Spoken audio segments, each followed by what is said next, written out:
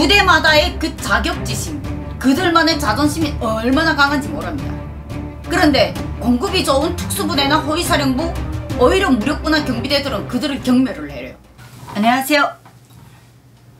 오늘도 대한민국의 영원한 여군장 교이고 싶은 김정아입니다. 충성! 네, 몇 번 영상이 솔직히 이렇게 셀카 방향으로 찍힙니다. 그런데 한 며칠 전에 어떤 분이 왼손으로 격리하냐고 글을 올려서 다시 편집에 조금 성능을 높이기 위해서 제가 왼손으로 격리하면서 영상에는 오른손으로 격리하는 것처럼 보이게 나가도록 했는데, 그 며칠 영상을 보고 저희 남편이나 주변 분들이 격리 동작이 왜 예전같지 않다고 어색하다고 하더라고요. 그러니까 오른손 제비가 이게 오른손으로 격리할 때하고 왼손으로 이렇게 격리할 때가 완전히 다르잖아요. 그러니까 오랫동안 몸에 밴 거는 당연히 이 오른손 격리고, 네, 그래서 다시 오른손 격리로 돌아왔습니다. 그런데 영상은 아마 왼손으로 나갈 겁니다. 편집에 이런 셀카가 아니고 원래 카메라 방향으로 찍으려면 이 화면 찍히는 영상을 제가 볼 수가 없어요. 그래서 편집상 어쩔 수 없는 부분을 좀 양해 부탁드리고, 네, 앞으로는 계속 이렇게 격리가 계속 나갈 겁니다. 네, 양해 부탁드리고요. 그냥 재밌게 시청해 주시면 감사하겠습니다. 지난 영상들도 구독, 좋아요 꾸준히 눌러주시고, 댓글도 정말 정성 어린 댓글들 최근에는 너무 많이 달려가지고 얼마나 감사한지 모르겠습니다. 그런 댓글들 볼 때마다 더 열심히 잘해야 되겠구나 라는 그런 예, 에너지가 뿜뿜 솟아오릅니다. 예전엔 처음에 시청률 잘 안 나오고 구독자 얼마 없고 이럴 때는 정말 댓글도 완전히 0이라서 이게 제 혼자 계속 떠도나 이런 생각에 정말 조금 이걸 어떻게 했으면 좋을지 몰라서 많이 당황했댔어요. 근데 최근에는 댓글들이 꾸준히 이렇게 지속적으로 질문에 의한 댓글, 그리고 영상에 관련된 이런 댓글들을 남겨주셔가지고 제가 얼마나 고마운지 모르고, 조회수가 비록 얼마 안 나오더라도 그 얼마 안 되는 그 조회수라도 솔직히 소중한 한 분 한 분이 너무나도 소중하기 때문에 그 댓글을 열심히 달아주시고 꾸준히 봐주시는 그분들을 위해서라도 제가 더 열심히 방송을 하도록 하겠습니다. 오늘 방송 주제는 조금은 우리가 조금은 긴장하고 좀 예민하게 좀 들어야 될 주제일 것 같습니다.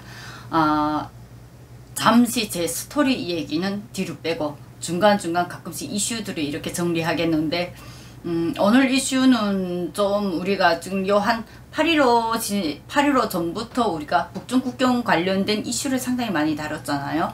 그 이슈하고도 어찌 보면 연관된 이슈라고 저는 생각합니다.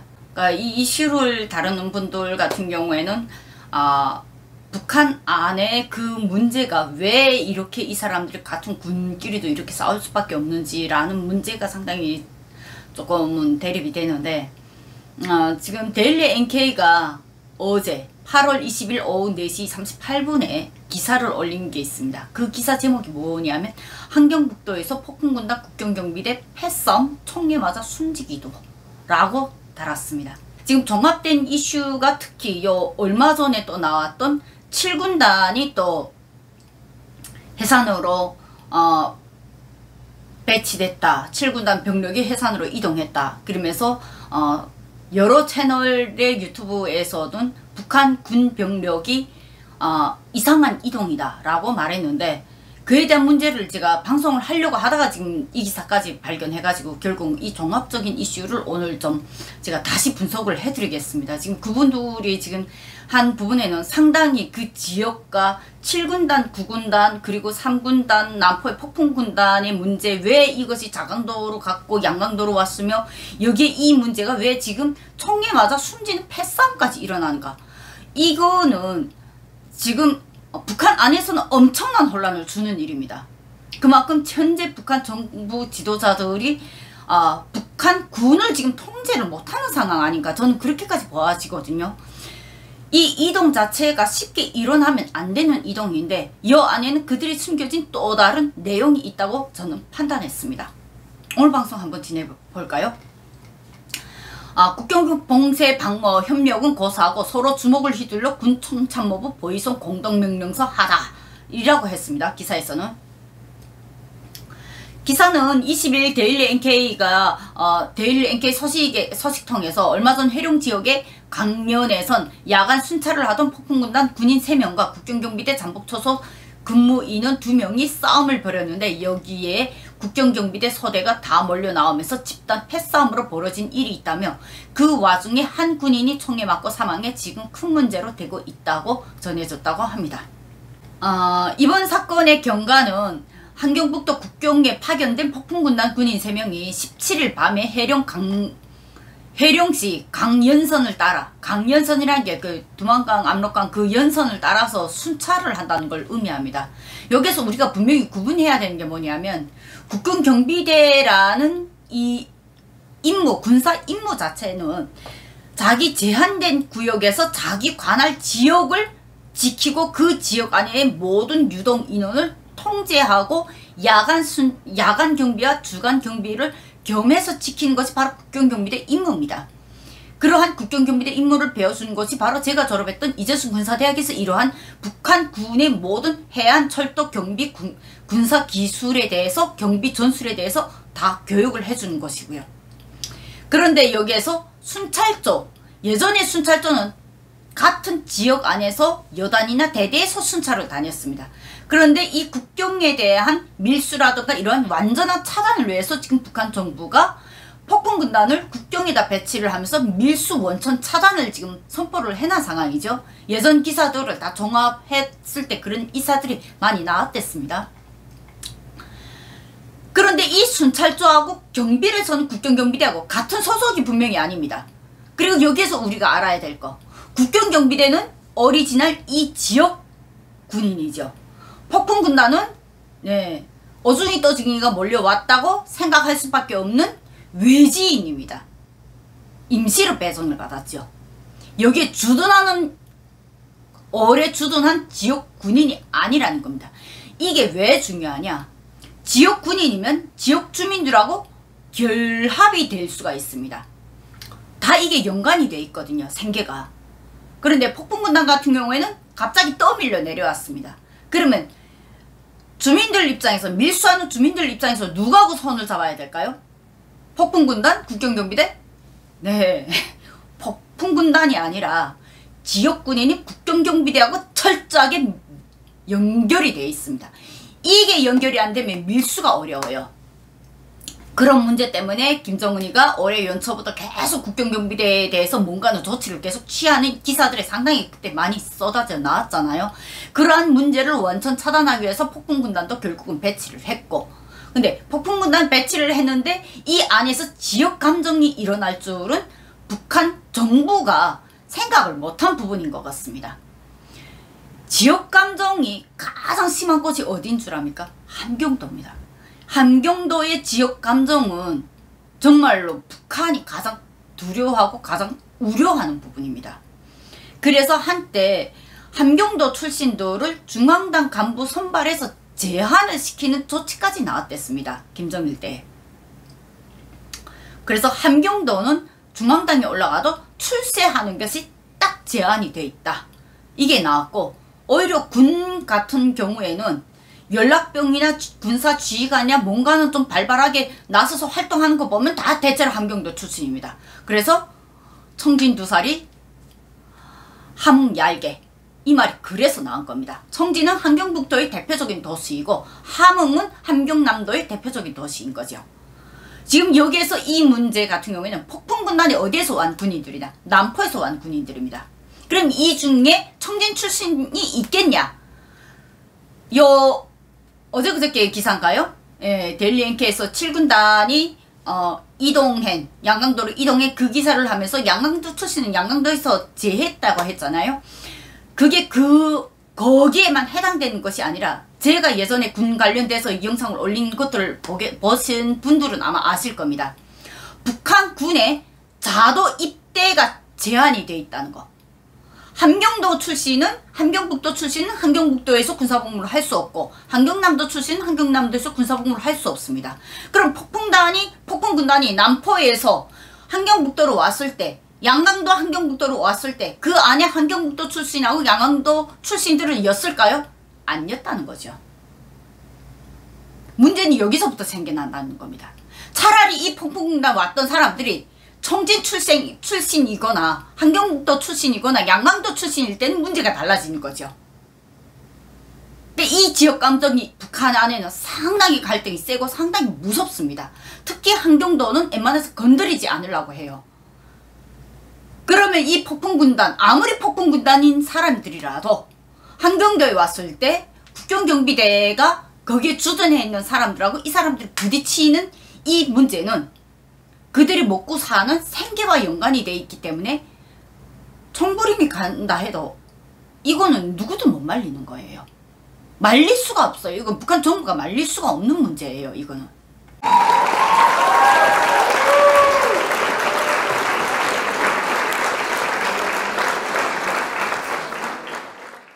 그 다음에 폭풍군단 야간 순찰조는 곧바로 주변 수색에 나서서 당시 초소 근무를 담당한 국경경비대 인원 2명이 무기 장구를 지닌 채로 인근 사택의 매대에서 술을 마시고 있었던 것을 확인하고 이들에게 근무 원칙을 따지며 문제 제기를 했답니다. 여기에서도 어떤 갈등이 나왔냐면 잠복 근무라는 거는 정말로 이렇게 근태될 수밖에 없는 직업입니다. 하루도 아니고 1년 365날을 밤마다 계속 달빛 보면서 이러면서 당과 수령과 충성을 위하여 이렇게 부르짖어라. 웃기지 마세요. 그 인간의 한계를 뛰어넘거든요. 그래서 내가 DMZ 사건이 터질 때마다 그에 대한 인간의 한계가 분명히 있기 때문에 이거에 대한 조치가 달리 진행되어야 된다고 제가 계속 주장한 이유도 바로 저는 그 잠복 근무라는 그 근무 단계를 오랫동안 장기 근무 단계를 저는 겪어봤기 때문에 계속 그걸 말하는 거였습니다. 잠복 근무를 서면서 웬만해서 북한 군 안에서 국경, 해안, 철도, 경비 다 똑같습니다. 이 경비들이 특히 다 똑같습니다. 하다가 순찰을 할 때 근무 장소를 이탈만 하지 마라 라고 하지 그 안에서 조금 자들하다 야 너무 졸지 말고 너무 노골적으로 자지 말고 조금 중간에 깨나는 신용도 하고 좀 그래 이러거든요. 근데 지금 여기에서는 국경경비대 인원이 두 명이 무기 장구를 찬 채로 매대에서 술을 마신다 이런 거는 국경경비대 지금 초소들 같은 경우에는 해안경비대하고 다르게 마을 딱 근접에 코앞들이 있는 게 상당히 많습니다. 왜냐하면 그 마을 사람들이 오히려 두만강이나 압록강 출입을 통제를 하려니까. 근무 장소가 마을이 이탈이지 그 앞에서 100m 민박이라던가 뭐 한 50m 미만이라던가 무기 장구를 차고 그들이 움직일 정도면 바로 그 앞이었다는 거죠. 그럼 웬만한 국경경비대들 같은 경우에는 야 근무 시간에 순찰을 올 때는 좀 제대로 하던가 이렇게 하고 넘어가는데 차라리 이들을 단속한 사람들이 같은 국경경비대 출신들이었다면 그때는 문제가 달라졌겠죠. 그냥 뭐 욕하는 거를 지나가는데 오히려 외지인이라고 생각하는 국경경비대원들이 외지인이라고 생각하는 폭풍군단 사람들이 야 이러면서 지들이 경무도 아니고 지들이 보이소대도 아닌데 지들이 와서 우리를 통제한다 우리를 감시하기 위해서 여기 왔다 이것 자체가 이들한테는 불만일 가능성이 상당히 크다는 겁니다. 이 일로 폭풍단 군인들과 경비대 인원들 간에 말싸움이 붙었는데 이게 여기에서도 무기 장구력 경비대 같은 경우에는 야간이면 100% 실탄 만장진입니다. 앞에 공탄 3발이 없습니다. 야간에는 주간에만 앞에 공탄 3발이 있습니다. 근데 실탄을 쥐고 몸싸움을 할 때하고 실탄 없이 맨몸으로 몸싸움 할 때는 사람의 심리가 다릅니다. 그래서 경비대 군인들 같은 경우에는 웬만해서 무조건 실탄을 장전하고 대신 야간에 보초근무를 서는 사람도 보초근무는 앞에 공탄 3발이었습니다. 그러나 잠복근무 자체는 북한군에서 잠복근무 자체는 잠복근무에 들어서는 순간 이거는 실전이라고 교육을 합니다. 이재순 군사대학에서 그렇게 교육합니다. 그래서 해안하고 국경은 특히 무조건 실전을 해서 공탄 없이 무조건 실탄 다였습니다. 한 번은 제가 보초근무를 나갈 때 거기다 공탄 3발을 였는 걸 모르고 싹 다 실탄을 채우고 난 잠복근무처럼 생각하고 실탄을 다 채워 갖고 나갔거든요. 그래서 한번 어발사고 크게 날 뻔했다가 다행히도 그 공탄 3발이 바닥에 뒹구는 거 보고 저희 부부대장이 뛰쳐나와서 야 너 실탄 다였어? 이러더라고요. 그래서 실탄 였는 거 아닙니까? 이랬더니 당장 그래! 이래가지고 그 자리에서 바꿔놓은 적이 있거든요. 실탄 였는 걸 너무나도 당연하게 생각해요. 근데 여기에서 몸싸움이 실탄을 야간 순찰점 다 실탄을 장진했는데 실탄을 장진한 사람 남자들이 여성도 아니고 여성들도 그 예민해서 실탄 장진했을 때 함부로 안 건드리거든요. 실탄을 장전했을 때 싸울 때는 북한군 군인들 같은 경우에는 무기라는 거는 반자동적으로 특히 남자들님 여자들도 이거 충분히 가능합니다. AK 소총 한번 올렸다 확 내릴 때 자동으로 안전장치가 내려가면서 격발기 당기는 거 재미삼아 게임삼아 자기들이 재능인 것처럼 평상시에 연습을 하는 친구들이 많습니다. 그래서 찌르기 총 이 북한에서는 총격전이라고 하는데 여기서는 총검술이라고 하죠. 이거를 한번 올렸다 탁 내릴 때 바로 격발기가 움직이는 경우가 많습니다. 이들이 몸싸움이 일어났을 때 본인들이 손 동작이 무기를 쥐고 있었는지 이 사람들은 한국 군인들과 뭐 다르게 한 19개월, 18개월이 아니라 기본이 3년 이상의 5년, 7년, 8년, 10년의 이런 복무를 갖고 있는 사람들이기 때문에 손에 무기를 갖고 노는 것이 정말 장난감 다루듯이 그렇게 다룬다는 겁니다. 지금 여기에서 몸에 실탄을 장전한 채로 몸싸움을 벌어졌다는 건 바로 그런 상황이 발생됐다는 걸 의미하죠. 국경경비대 군인들은 경추가 골절되고 두개골이 깨지는 등 심하게 다쳤고 폭풍군단 군인 1명은 국경경비대가 쏜 총에 폐를 맞아 그 자리에서 즉사했답니다. 여기에서 각 특종이 다 나오죠. 특수부대니까 때리고 치고 사람을 순식간에 망가뜨리는 데는 무기를 안 쓰고도 움직이죠. 그러나 국경경비대는 24시간 매일과 같이 1년 3개월 계속 몸에 총을 휴대했기 때문에 제일 먼저 빠르게 총에 손이 먼저 간다는 겁니다. 결국은 총을 쏘는 사람이 누구다? 국경경비대. 그리고 오히려 경추 골절되고 두개골을 깨뜨리면서 때린 사람은 누구다? 특수부대라는 거죠. 이 병적이 딱 갈라지잖아요. 함께 협력해서 이 기사에 이거 분명히 나왔습니다. 함께 협력해 국경 방어에 나서야 할 두 부대가 오히려 서로를 향해 주먹을 휘두르고 총구를 겨누다 사상자를 낳은 셈이다. 이게 물과 불이에요. 합칠 수가 없어요. 그런데 그걸 합치라고 저걸 해난 북한 정권 자체가 그 위에 지도층이 이제는 망가질 대로 망가졌다는 거예요. 북한군을 지휘를 못한다는 걸 의미합니다. 진짜 군사지휘관이 거기에 이제는 없다는 걸 의미해요. 저 누군가는 막았어야 되거든요. 김정은이 아무리 잘못 판단하고 저거 짓을 내리더라도 저 누군가는 저 문제 저런 사태는 예전에도 많이 일어났습니다. 호위사령부 마천령이라고 있어요. 단천하고 김책 그 사이에 마천령이 있는데 마식령은 강원도에 있는 거고 마천령이 있는데 그 마천령을 호위사령부 차량에 넘다가 무력부 군인들한테 차량이 통째로 뒤집어져서 다 즉사했습니다. 부대마다의 그 자격지심, 그들만의 자존심이 얼마나 강한지 모릅니다. 그런데 공급이 좋은 특수부대나 호위사령부, 오히려 무력부나 경비대들은 그들을 경멸을 해요. 그러니까 이러한 이 안에 감정 계층이 있었다는 겁니다. 서식통은 사건 현장에 있었던 사택 매매 매대 주인이 동인민반장이 다시 지역 담당 보위지도원에게 신고하면서 알려지게 되었다며 이후 상급에도 보고돼 엄중한 사안으로 다뤄지고 있다고 말했다. 신고도 같은 군인들이 못하고 민간인이 인민반장을 통해서 보안을 통해서 이렇게 총성이 울리게 되면 그 지역의 보안원들이 자동으로 다 출동되고 다 이래야 되고 그 지역에 총성이 울린다는 것 자체는 특히 야간 같은 경우에는 분명히 주둔 부대들이 다 있는데 그 부대들에서 누구도 나와보기 전에 지금 민간인이 오히려 더 빨리 움직였다는 걸 의미해요. 북한군이 얼마나 지금 체제가 망가졌는지를 더 잘 알 수 있는 대목인 것 같습니다. 실제 사건 당사자인 경비대 잠복 초소 근무 인원 2명을 비롯해 싸움에 가담한 경비대원 총 19명은 한개소대가 통째로 접어든 거죠.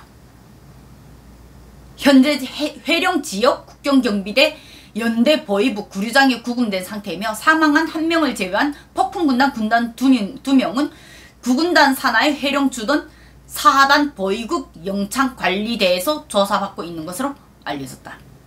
이들과 관련해서 조만간 군사재판에 넘겨져 군법으로 처벌될 것이라는 관측이 나오고 있는데 이러한 가운데 군총참모부와 군보위국, 국가보위성은 사건 발생 직후인 지난 18일 8명의 긴급조사를 조직해 현지에 파견함과 동시에 폭풍군단과 국경경비총국, 작전부, 참모부, 정치부, 보위부의 공동명령서를 하달한 것으로 전해졌다. 명령서에는 김정은의 국경연선 방역 봉쇄 명령 관철을 위해 한 전호에서 함께해야 할 혁명의 전위이고 동등한 부대이다. 동지들끼리 무참히 때리고 맞는 피 터지는 개싸움을 벌이는 것이 당의 군민 일치 일심단결 온군 애민 사상에 얼마나 저해되는지 심각하게 반성하고 조직별 총화를 진행하라는 등의 내용이 담겨져 있다고 합니다.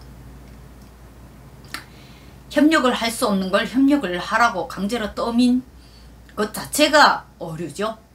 또 이번 사건이 발생한 회령시 연선 지역의 잠복초소 군무 및 순찰 인원들에게는 실탄 대신 공탄을 공급하라는 지시를 내리면서 당 창건 75주년 기념일 10월 10일 전에 국경에서 또다시 총기 사고나 집단 구타, 군기를 문란하게 만드는 사건이 발생했을 때 당사자들뿐 아니라 그 부대 정치위원, 보위부대장, 군사재판에 넘겨 엄중히 처벌할 것을 경고했다고 합니다. 잠복근무가 이제는 공탄으로 바뀐다고요. 이건 잠복근무 역사상 없었던 일입니다. 특히 국경, 해안이면 몰라도 해안도 저런 적이 없었거든요. 근데 국경이 저런다? 이건 정말 놀라운 사실입니다.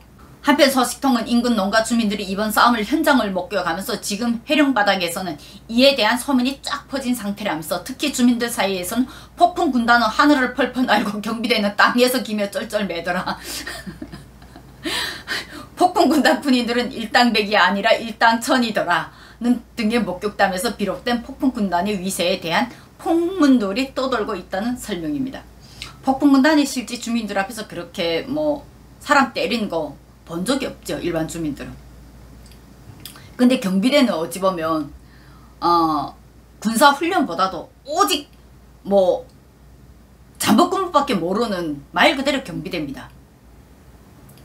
그래서 북한군 열차에 오르게 되면 83군대라고 오히려 무력부가 놀리는 경우도 많아요. 그런데 한때는 국경경비대가 하도 돈이 많기 때문에 야 너네는 그래 진짜 군대라서 그 깡냉이밥 먹니? 이렇게 지금 그 열차 안에서 그렇게 국경경비대하고 무력부하고 또 싸우는 일도 상당히 많아요.